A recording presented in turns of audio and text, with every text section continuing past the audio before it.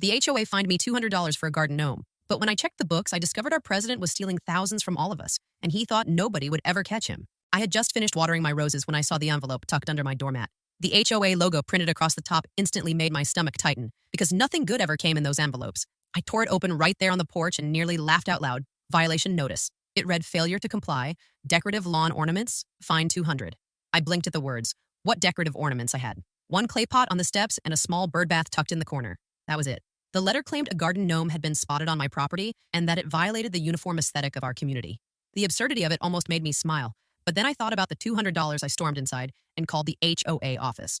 A woman's calm voice answered, and when I explained, she simply said, "You'll have to bring it up with the president, Mr. Whitaker, at the monthly board meeting." Whitaker, I knew him. Slick hair-pressed shirts, the kind of man who always smiled with his mouth but never with his eyes. He had lived in the neighborhood 5 years and somehow risen to HOA president within months. His word carried weight, not because we respected him, but because nobody wanted to cross him. When I told my neighbor Megan about the letter, she rolled her eyes and said, "He fined me last month for a cracked driveway. Even though the city was already scheduled to repave it, I had to pay, or they threatened to put a lien on the house." That got my attention. I had heard of HOAs being strict, but this felt predatory. It was easier for most people to pay the fine than fight the paperwork in meetings. Maybe that was exactly how Whitaker liked it. At the next HOA meeting, I showed up with the letter. Whitaker sat at the head of the table in the clubhouse surrounded by a few board members. I explained there was no gnome, no violation. His smile was smooth as he leaned forward and said, "If you remove the ornament and pay the fine, this will all go away." The room went silent. I could feel other neighbors watching, not wanting to speak up. I told him firmly, "There is no ornament." He shrugged and said, "Then perhaps the board made a mistake, but the fine is still due. Mistakes don't erase administrative fees." It felt like a slap in the face. People murmured, but nobody backed me up. That was the moment I realized something bigger was going on. This wasn't about lawn ornaments. This was about money. When I left the clubhouse, Megan caught up with me, whispered, "He's been doing this for months, maybe years. People are scared to fight him because he knows the bylaws better than anyone. He threatens liens, foreclosures. He always wins." That night, I sat at my kitchen table staring at the fine notice, and I made a decision. If Whitaker thought he could bully me into paying for something I didn't do, he had picked the wrong neighbor. If you got a $200 fine from your HOA for something you never did, would you pay it quietly or fight back? The morning after the meeting, I couldn't let it go. The fine sat on my counter like an accusation I hadn't done anything wrong. Yet I was expected to hand over $200 just because Whitaker said so. It gnawed at me all through breakfast, even as Lily, my daughter, chattered about her spelling test. When I walked her to the bus stop, Megan was waiting, coffee in hand. She leaned close and said, "I've been keeping track." She pulled out a small notebook, flipping through pages. She had written down every fine she or our neighbors had received in the last 6 months: driveway cracks, trash cans left out overnight, lawn ornaments, paint colors. Her notes showed nearly 20 fines on just our street alone. I frowned. Most people had said nothing at the meeting, but here it was in black and white. Why would so many stay silent? Megan sighed. "Because they threaten liens. You missed 2 payments. They say they'll take your house." Nobody wants that kind of fight. Something didn't add up, though. I had lived here 7 years, and before Whitaker became president, fines were rare, usually for real violations, like overgrown grass. But in the last year, they had skyrocketed. I asked Megan, "Do you think he's pocketing the money?" She hesitated, then whispered, "I wouldn't be surprised." That thought rooted in my head all day. I started asking casual questions to other neighbors. Mrs. Henderson across the street had been fined for weeds even though she hired a gardener every week. The Wilsons got a notice about peeling paint, even though they had repainted their siding 3 months earlier. Everyone seemed resigned, defeated. They grumbled but always paid. I decided to test something. I emailed the HOA office asking for an official breakdown of how fines were allocated. The reply came 3 days later, short and vague. "Fines are collected into the general HOA fund to maintain community amenities. Thank you for your inquiry." That didn't satisfy me. Where was the accounting? The community pool hadn't been renovated in years, the clubhouse still had broken chairs, and the landscaping looked worse than ever. If thousands in fines were being collected, why wasn't the neighborhood improving? At the next HOA meeting, I raised my hand and asked for a copy of the annual financial report. Whitaker's smile faltered for just a second, then returned smooth as butter. He said, "The board will provide that information at the proper time." I pressed, "When is that time?" He replied, "Next quarter." The room grew restless, neighbors shifting in their seats. Some glanced at me, others at him, but nobody spoke up. Walking home, I knew I had touched a nerve. Whitaker's eyes had narrowed at me just enough to reveal something he didn't like. Questions. He didn't like being challenged. That was exactly why I needed to keep pushing. That night, I told myself, if he's stealing from us, I'm going to prove it. If you suspected your HOA president was stealing money, would you confront them directly or investigate quietly first? I waited a week before making my move. Patience wasn't easy, but I knew if I came at Whitaker head-on too fast, he'd shut me down. So I started small. The HOA bylaws were public, so I downloaded a copy from the website. 50 dense pages of legalese, but one section caught my eye. Annual financial reports must be made available to all members upon written request. That meant Whitaker had no right to tell me to wait until next quarter. I drafted a formal letter citing the bylaw and dropped it off at the HOA office. The secretary, a timid woman named Janice, accepted it without meeting my eyes. I asked quietly, "Do you actually see where the fine money goes?" She gave me a nervous smile and said, "You'd have to ask Mr. Whitaker." 2 days later, an envelope arrived at my door. Inside was a flimsy packet labeled Annual Financial Summary 2022. The numbers were vague. HOA dues collected $82,000.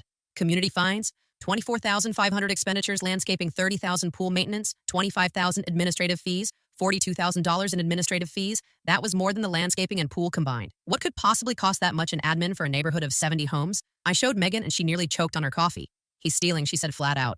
I wasn't ready to jump yet, but it didn't add up. So I called the landscaping company whose sign stood at the neighborhood entrance pretending I was confirming billing. They told me their annual contract with the HOA was $18,000, not $30,000. That was it. Proof the numbers were inflated. Whitaker was cooking the books, but how to expose it? If I just shouted at the next meeting, he'd smile, wave it off, claim I misunderstood. I needed more, so I kept digging. I requested copies of bank statements under the same bylaw rule. This time I got no response. A week passed, then another. Finally, I received a curt email. Your request is denied pending board review. That same evening, Megan whispered to me she had overheard Whitaker at the clubhouse scolding Janice saying, "Don't hand over anything without my approval." He sounded furious. It was clear he was hiding something, but I needed evidence, not just suspicion. So I came up with a plan. I told Megan I'll volunteer for the finance committee. Whitaker can't say no, we're always short on volunteers. If I'm inside, I'll see everything. The next week, I submitted my application, and to my surprise, Whitaker approved it. Maybe he thought keeping me closer meant controlling me, but really it gave me the key to unlock his scam. I just had to be careful. He already didn't like me asking questions, and I could feel his eyes following me every time I walked into the clubhouse. Would you secretly join the committee to expose the scam? Or take your suspicions straight to the police? Joining the finance committee turned out easier than I thought. Only 3 of us showed up for the first meeting myself. Janice, the secretary, and Mr. Clark, an older retiree who spent most of the session nodding off Whitaker. Of course, chaired the group. He greeted me with a smile too wide to be genuine. Welcome aboard. We always appreciate community spirit. His eyes said something else, though. A warning. The agenda was simple. Approve next month's landscaping invoice review. Petty expenses. Approve office supplies. None of it explained the giant black hole of $42,000 in administrative fees. I raised my hand. What about last year's expenses? Can we review the full ledger? Whitaker chuckled. Oh, that's tedious. No need to bore everyone with old numbers. Besides, those files aren't here. They're with our accountant. I forced a smile, but inside, my pulse quickened. He was hiding them, I knew it. After the meeting, I lingered while Janice packed up. She glanced at me nervously before whispering, "He keeps the real files locked in his office. He doesn't like anyone looking at them." Then she quickly left as if afraid of being caught. That night, I couldn't sleep. I kept picturing a cabinet stuffed with receipts, invoices, maybe even bank statements. All evidence waiting to be found. The next week, I volunteered to help Janice with filing, which gave me a chance to poke around. I didn't dare open Whitaker's locked cabinet, but I did notice something odd in the regular folders. Photocopies of checks made out directly to Whitaker's name, not the HOA. Some were labeled reimbursement, others administrative fees, reimbursement. For what I snapped photos on my phone, my hands shaking. If I was caught, I'd be in deep trouble. But these copies weren't under lock. They were sitting in plain sight. Later, I showed Megan the pictures. She gasped. He's literally writing himself checks. That's theft. No two ways about it.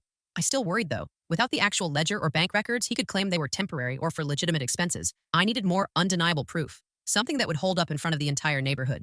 The following finance meeting, I tried again pressing Whitaker to share the accountant's reports. He smiled oily as ever and said, "Perhaps next time I'll have something for you." But his eyes flicked sharp toward me like knives. He knew I was onto him.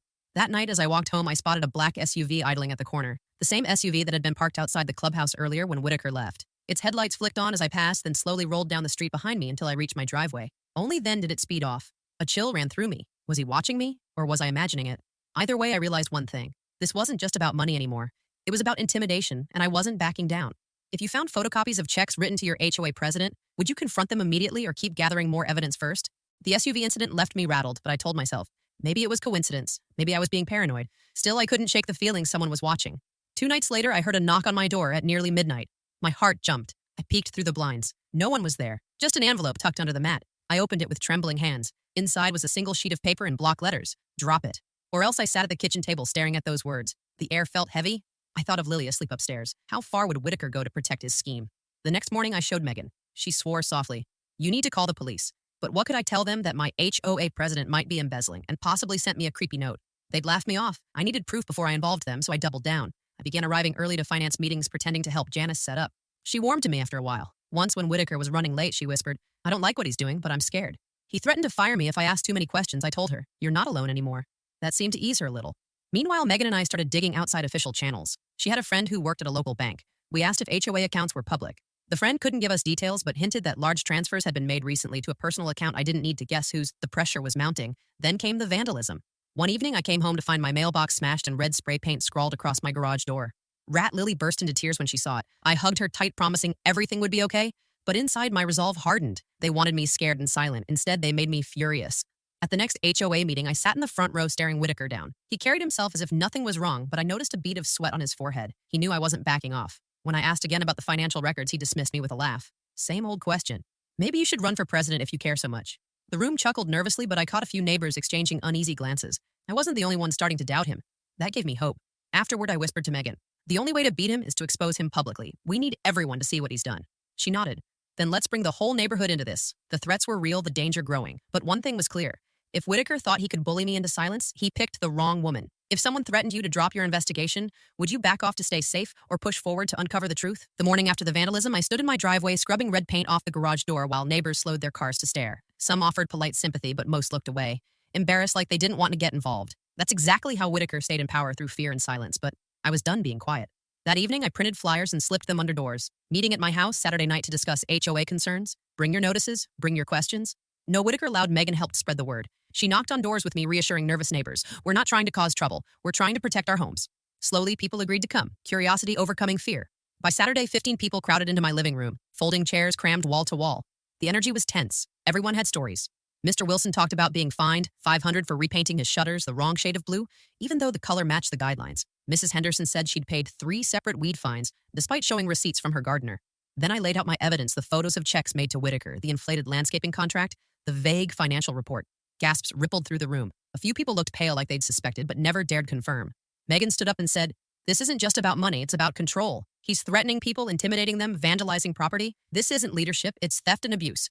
The room erupted. People started shouting, "We should call the cops. We should vote him out." Others looked scared. What if he retaliates? What if we lose our homes? I raised my hands to calm them down. We have to be smart. If we go to the police without solid proof, they'll say it's a civil matter. If we vote him out without evidence, he'll claim we're slandering him. We need undeniable records, bank statements, contracts, something he can't spin. Mr. Clark, the sleepy retiree, surprised me by speaking up softly. "You're right. I've been on the finance committee longer than him. I know where the old ledgers are. They're in storage at the clubhouse basement. He doesn't know. I still have a key." The room went silent, then buzzed with energy. Could we get them? Would they show everything? That was the plan. We agreed to meet late the next night when the clubhouse was empty. I'd go with Mr. Clark and Megan to pull the files while others kept watch outside. It felt reckless, maybe even dangerous, but for the first time, I didn't feel alone anymore. As the meeting broke up, neighbors clapped me on the shoulder, whispered thank you, and for the first time since this started, I saw hope in their faces. Whitaker thought he had us divided, scared, but we were about to show him what happens when a community stands together. If your whole neighborhood suspected corruption, would you join the fight or keep your head down to avoid conflict? The next night, the air was thick with tension. Megan and I parked down the street, our headlights off while Mr. Clark fumbled with a jangling ring of keys. He was nervous, his hands shaking, but he kept muttering, "I know it's still there, it has to be." The clubhouse sat dark against the sky, only a single security light buzzing over the door. We crept up, hearts pounding. Mr. Clark slid the key into the lock, and to my amazement, the door clicked open. No alarm, no cameras. Whitaker hadn't bothered upgrading the security. Maybe he never thought anyone would dare. Inside, the air smelled of mildew and dust. We moved past the dusty chairs and vending machine to a stairwell leading down. The basement was cluttered with boxes stacked high, old binders, and decorations from neighborhood parties long forgotten. Mr. Clark led us to a corner. He knelt, pulling aside a stack of folding chairs, revealing a metal filing cabinet. Its surface was scratched, its lock rusty. He pulled another key from his ring, and with a grunt, the drawer slid open. Inside were ledgers stretching back nearly 10 years, thick binders filled with handwritten entries, checks, invoices, receipts. He whispered. He never touched these because they're too old. He started his scam 2 years ago when he took over. That means the proof should be in the later files. I pulled out the binder labeled 2021, flipping through pages. My stomach tightened. Whole sections of expenses were scratched out, rewritten numbers, bloated. Landscaping, $45,000, pool supplies, $30,000, administrative reimbursements, $25,000 over and over again. Whitaker's name appeared on checks, sometimes listed as reimbursement, sometimes vague notations like consulting or emergency repair. Megan snapped photos with her phone while I copied down the worst pages. Mr. Clark's face turned grim. I trusted him. At first, I thought he was ambitious, but this is theft. Suddenly, a noise echoed above us. A door creaked open. Footsteps, heavy, deliberate. My chest froze. Someone was here. We killed our flashlights, crouching low in the shadows. A beam of light swept across the basement floor, a flashlight moving slowly. Whitaker's voice rang out. "Janice, you down here?" He was alone but furious. I could hear it in the edge of his voice. He stepped down the stairs, shining the light across boxes. Megan mouthed, "Hide." She slid behind a stack of bins. I ducked behind the cabinet, clutching the binder to my chest, my pulse hammered in my ears. Whitaker's light passed within feet of us. He muttered, "Damn dust." Then after a long pause, he stomped back up the stairs. The door slammed shut. The building fell silent again. We didn't breathe for a full minute before finally exhaling. Megan whispered, "We need to get out now." We gathered what we could, locking the drawer again and slipping out into the night. We had proof, but now Whitaker would know someone had been in the files. The clock was ticking. If you had just stolen incriminating files from a corrupt HOA president and almost got caught, would you go public right away or keep digging for more? The morning after the clubhouse break-in, I woke up to pounding on my front door. My stomach dropped before I even opened it. I knew who it would be. Whitaker stood there, his suit immaculate, his smile tight and sharp like a blade. Behind him, that same black SUV idled at the curb. He said brightly, "We need to talk." I stepped outside, pulling the door shut behind me so Lily wouldn't hear. He leaned closer, dropping the charm, his voice slow cold. "I know, you've been snooping. You don't want to play this game with me." I forced myself to stay calm. "What game? The one where you steal from your neighbors?" His eyes flashed, and for a second I thought he might actually grab me. Instead, he straightened, brushing imaginary lint from his sleeve. "You're making serious accusations without proof. That's called slander, and slander can cost you everything." He turned to leave, then added over his shoulder, "Drop this or I'll make sure the board finds you out of this neighborhood." I watched him climb into the SUV, rage boiling in my chest. He wasn't even hiding anymore. He was threatening me out loud, confident no one would stop him. That night, Megan and I met with the small group of neighbors who had seen the files. They were furious. Some wanted to call the police right away. Others argued we should wait until the next HOA meeting to expose him publicly. We went back and forth, until finally I said, "If we go to the cops now, he'll claim it's a civil matter. If we show everyone the evidence at the meeting, he won't be able to lie his way out." The plan was set. Over the next week, the tension in the neighborhood grew. You could feel it on every street corner, whispers and driveways. People avoiding Whitaker when he drove past. I could tell word was spreading faster than we expected. Ari. Whitaker must have felt it too because the fines ramped up overnight. Suddenly half the street got notices. Lawn too long, car parked wrong, holiday lights still hanging. Anything to tighten his grip through fear. Then came the second threat. A rock thrown through my kitchen window in the middle of the night. Lily screamed from her bedroom. I ran to her, holding her close while Megan dialed the police. The officer who came shrugged, saying, "Probably kids," but the look he gave me said he knew better. I filed the report anyway. The next morning, the rock still sat on the counter, wrapped in a note. "This is your last chance." I stared at those words, shaking, but also strangely calm. Whitaker had gone too far. He thought he could scare me into silence, but all he'd done was prove how desperate he was, and desperate men make mistakes. If you were threatened with losing your home for speaking up, would you stay quiet to protect your family, or fight back no matter the risk? The night of the monthly HOA meeting, the clubhouse parking lot overflowed. I had never seen so many neighbors show up before. Usually only a handful came while Whitaker droned on unchecked, but tonight word had spread. People were restless, angry, whispering in clusters. Megan squeezed my hand. "You ready?" I nodded, though my stomach felt like it was made of stone. Whitaker opened the meeting, as usual, with his polished smile. "Good evening, neighbors. Let's keep this brief. Lots of business to handle." He rattled off agenda items, speeding through fines like they were routine. Until I raised my hand. "Point of order," I said loud enough for the whole room. He froze, clearly not expecting me so bold. "Go ahead," he said, teeth clenched. I stood holding up a binder. "This is the 2021 financial ledger. I obtained it from storage last week. It shows inflated expenses, fake reimbursements, and checks written directly to our HO. A president's personal account." Gasps filled the room. Neighbors leaned forward, whispering furiously. Whitaker's smile faltered. "That's private board business you have no right to." "Wrong," I cut in. "Our bylaws state every member has the right to review financial records upon request, and these records show over $50,000 missing across 2 years. His voice rose. "That's slander. You'll be sued for this." Megan stood beside me, phone raised, streaming everything live to the neighborhood Facebook group. She said loudly, "We have photos, copies, and witnesses. Try explaining that to the police." The room erupted.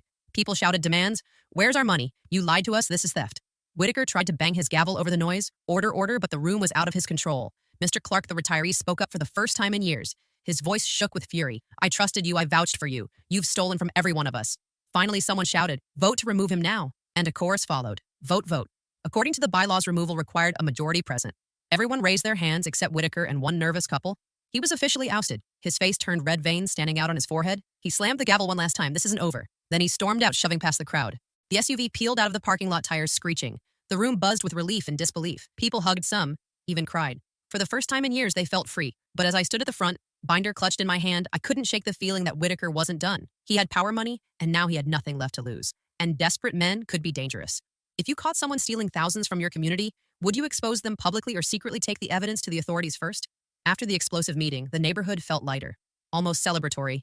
Kids rode bikes down the street without their parents, scowling at fines. Neighbors waved at each other with relief. We had taken our power back, but I wasn't celebrating yet. Not while Whitaker was still out there. 2 days later, I got a call from Janice, the secretary. She sounded shaken. The police just left the office. They took files, computers, everything. Someone filed a report about financial misconduct. I think they're building a case against him. I almost dropped the phone. My heart raced. Finally, it was happening. That night, Megan and I sat on my porch sipping coffee, watching the quiet street. I said, "You think he'll run?" She shook her head. "Guys like him think they can outsmart everyone. He'll stick around until he can't anymore." She was right. A week later, the news broke. Local HOA president arrested for embezzlement and fraud. The article detailed how Whitaker had siphoned nearly $80,000 from our community, using bogus reimbursements and inflated contracts. Police found hidden accounts linked to his name and even personal purchases disguised as HOA, expenses, vacations, electronics, even a boat. The neighborhood was stunned. Some angry, some relieved, all betrayed, but justice was finally visible. At the next emergency HOA meeting, we voted to elect an interim board. Mr. Clark was chosen president, Megan treasurer. And to my shock, they nominated me as secretary. I hesitated, then accepted. My fight had started out personal, but it had turned into something bigger, protecting our community. Still, the story didn't end cleanly. A few days later, while driving Lily to school, I noticed a black SUV parked at the corner. My pulse spiked, but when I looked closer, the plates were gone, no driver in sight. A chill ran down my spine. Was it him? Was someone still watching? That night, a letter appeared in my mailbox, scrawled handwriting barely legible. You may have won this round, but I'm not done. I burned the letter in the sink, watching the paper curl into ash. I wasn't going to let fear rule my life anymore. The community moved forward. Repairs were finally made, the pool cleaned up, landscaping improved. People trusted the HOA again because they trusted us. As for me, I learned something important. Fighting back is terrifying, dangerous even, but silence costs more. Whitaker nearly stole our homes, our peace of mind, our trust in each other. He underestimated me, underestimated all of us. Now, every time I walk past the clubhouse, I feel a spark of pride. Not because I wanted to be a hero, but because I refuse to be a victim. And if Whitaker ever tries again, he'll find out this neighborhood isn't scared anymore. Would you take on leadership in your community after exposing corruption, or step back to live peacefully after the fight?